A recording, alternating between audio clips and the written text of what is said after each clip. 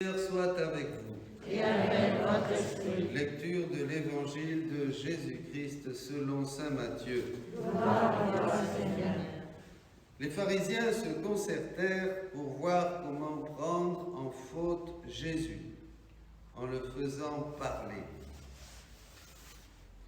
Ils lui envoient leurs disciples accompagnés des partisans d'Hérode. « Maître, lui disent-ils, nous le savons, tu es toujours vrai et tu enseignes le vrai chemin de Dieu. Ne te laisse influencer par personne. Tu ne te laisses influencer par personne, car tu ne fais pas de différence entre les gens. Donne-nous ton avis. Est-il permis, oui ou non, de payer l'impôt à l'empereur ?» Mais Jésus, connaissant leur perversité, riposta, « Hypocrite, pourquoi voulez-vous me mettre à l'épreuve? Montrez-moi la monnaie de l'impôt. » Ils lui présentèrent une pièce d'argent. Il leur dit, « Cette effigie et cette légende, de qui sont-elles? » « De l'empereur César, répondirent-ils. Alors il leur dit, « Rendez donc à César ce qui est à César, et à Dieu ce qui est à Dieu. » Acclamons la parole de Dieu. Louange à toi, Seigneur Jésus.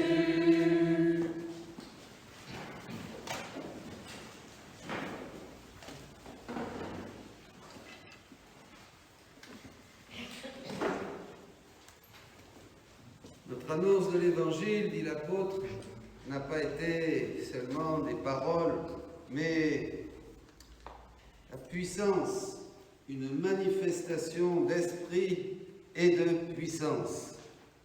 Bien sûr, notre témoignage chrétien, surtout en ce monde, doit être un témoignage de puissance, c'est-à-dire une parole claire. Ça ne veut pas dire faire des miracles nécessairement, mais une parole claire, une parole vraie, une parole qui jaillit de la profondeur d'une âme donnée à Dieu, d'une âme qui vit avec Dieu.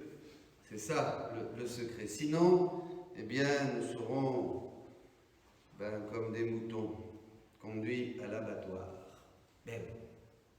Je disais il y a 2 jours, j'ai eu la chance de rencontrer un grand professeur, un médecin connu. Et il m'a dit, nous sommes bâillonnés au double sens du terme. Et c'est bien ce qui se passe dans l'Évangile. Nous sommes bâillonnés, nous, oui, parce qu'on nous empêche de parler, de dire la vérité, et on a même des masques sur la figure. Vous voyez? C'est ça, le temps que nous vivons. Et c'est ça qui se passe dans l'Évangile aujourd'hui. Ils ne veulent pas que Jésus parle. Ils veulent le faire parler, mais pour qu'il dise ce qu'il voudrait entendre. Et c'est la même chose aujourd'hui dans ce monde qui est triste. C'est vrai que c'est triste, cette situation que nous vivons. Ça fait mal. Ça fait mal tout ce qui se passe autour de nous, cette oppression, ce mensonge, ces manipulations où nous savons la vérité comme ça, par-ci, par-là, et quelquefois nous la voyons très claire. Nous voyons très clair cette vérité qui en fait reflète le problème, la bataille qu'il y a depuis toujours. Les évangiles, vous voyez, tous les évangiles, tous les épisodes de la vie de Jésus ne font que nous relater quelque chose qui est au-delà de l'histoire. C'est pas, ici, nous ne voulons pas juste faire mémoire d'un événement où ces hommes hypocrites, pervers, dira le Seigneur, entourent Jésus pour le mettre à l'épreuve. Ils tinrent conseil, vous voyez, il y a quelque chose qui s'oppose à Jésus. Mais cette opposition, eh bien, que nous montre l'Évangile, que nous décrit l'Évangile, elle est depuis toujours. Elle est depuis que Lucifer a dit « je ne servirai pas » et a entraîné tout un tas d'anges déchus et sur terre tous les hommes qui ne voulaient pas que Dieu règne, comme dit l'Évangile, sur eux. Nous ne voulons pas qu'il règne. Donc il y a une opposition farouche, vous voyez, entre la volonté de Dieu et la volonté de ces hommes qui sont hypocrites, qui en fait ne veulent pas donner leur cœur à Dieu. Pourquoi? Parce qu'ils n'aiment pas la vérité. La plus grande des choses que fait Dieu, ce sont ces vérités qu'il nous donne. Parce que la vérité rend libre. La vérité, une vérité de Dieu, c'est beaucoup plus grand qu'un miracle, qu'une guérison, que n'importe quoi. Parce qu'une vérité de Dieu, c'est quelque chose qui amène jusqu'à notre âme la vie même de Dieu. La vérité et la vie, je suis le chemin, la vérité et la vie, sont indissociables. Et quand Dieu nous donne une vérité, c'est-à-dire quand nous comprenons quelque chose, vous voyez, nous recevons immédiatement la vie de Dieu. Et cette vie nous change, nous transforme, nous libère, nous réjouit, nous avançons et nous entrons dans quelque chose qui est éternel. Vous comprenez ça? C'est très important. C'est très important. Il n'y a que la vérité qui nous touche et nous transforme. Parce qu'elle véhicule avec elle la vie même de Dieu. D'ailleurs, déjà en philosophie, Aristote et puis les autres, dans les transcendantaux, il y a l'être, le bon, la chose, les choses et le vrai. Le vrai. C'est-à-dire, les transcendantaux sont des choses qui sont au-delà de toutes les catégories, qui sont générales, qui sont universelles. Et le vrai est quelque chose donc qui fait partie de cet ensemble de transcendantaux qui reflètent, qui sont des attributs de l'être divin. Ça, c'est très important. Et là, Jésus, tout simple, tout pauvre, tout humble, tout innocent, s'affronte à la perversité de la volonté humaine, du monde, qui s'oppose à Dieu, qui ne veut pas Dieu. Vous voyez, on ne peut pas réduire la vie chrétienne à autre chose qu'à cette lutte qui est depuis le péché d'Adam. Depuis qu'Adam a voulu faire sa volonté, il s'est opposé à Dieu, il a exclu Dieu, vous voyez, de son intimité, de sa famille. Et là, on retrouve Jésus qui est exclu du monde. Et ces hommes qui sont là veulent vraiment le mettre à l'épreuve, le faire parler, et ils vont employer justement ce est-il permis.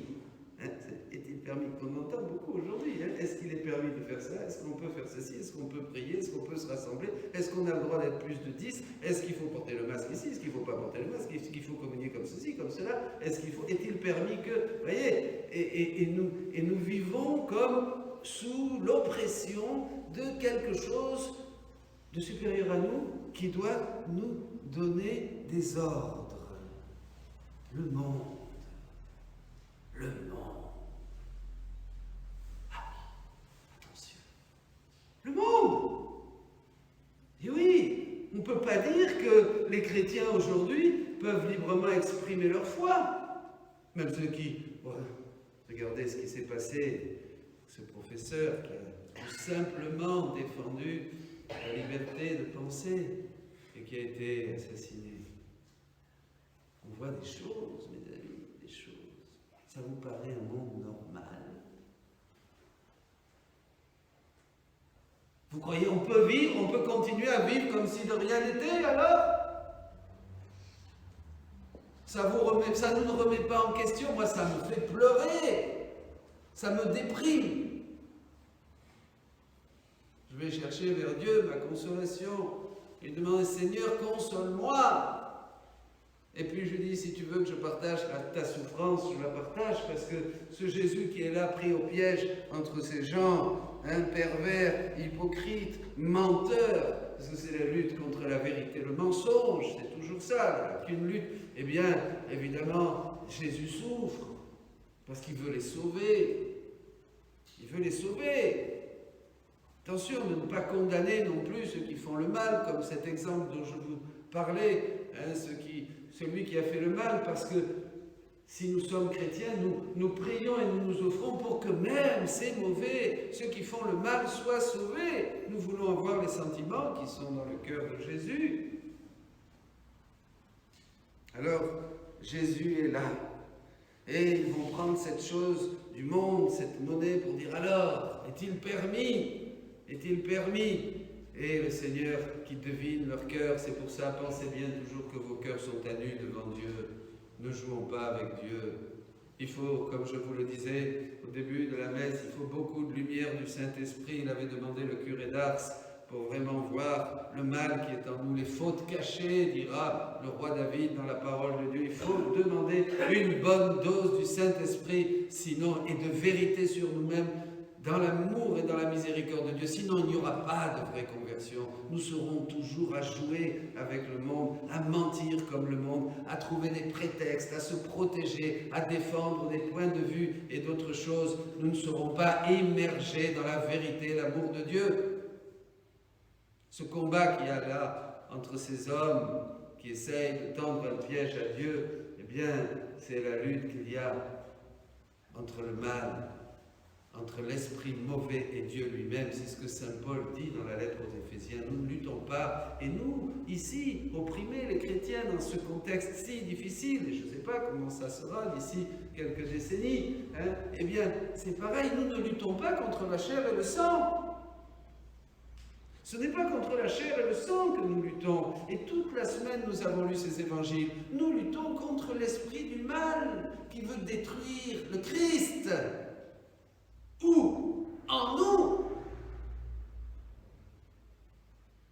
qui veut détruire cette image et cette ressemblance que disait la prière, cette image et cette ressemblance du Christ, qui veut détruire la famille, qui veut détruire la beauté de l'âme, l'originalité et la beauté de l'homme et de la femme, la différence, distinguer pour unir. Il veut détruire la famille, il veut détruire tout ce que nous sommes.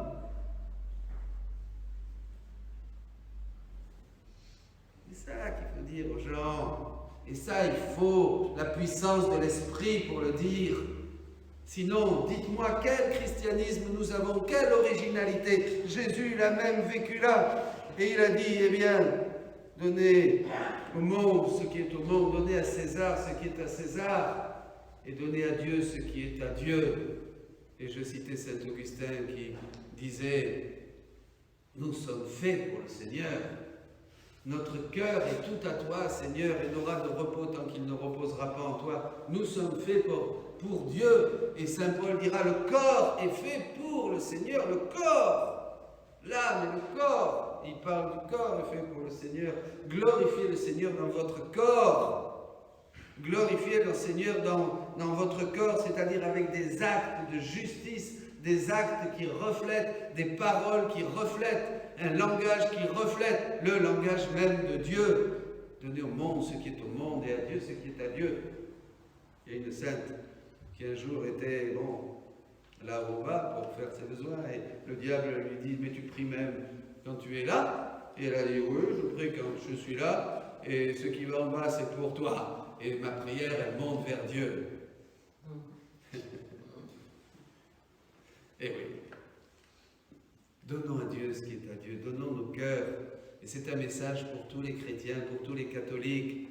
Ne nous posons pas de questions inutiles, ne nous laissons pas manipuler, disons la vérité au prix même de notre vie, peu importe.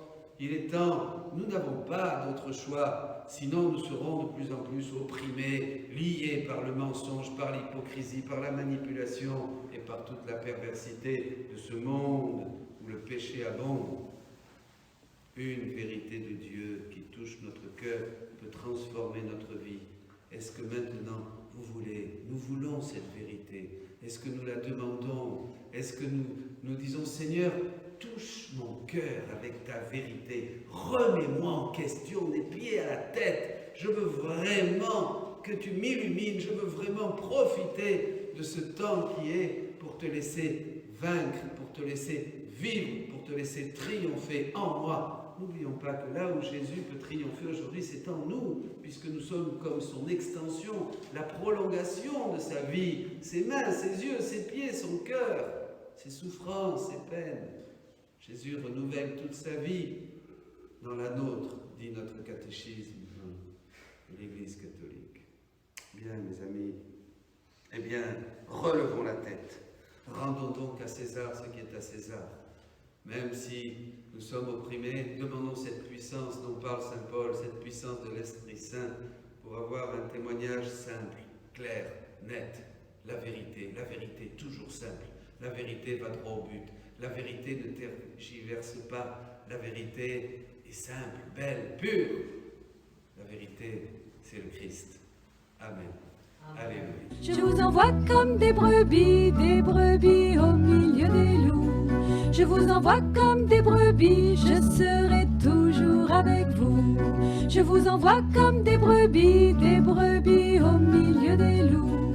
Je vous envoie comme des brebis, je serai toujours avec vous.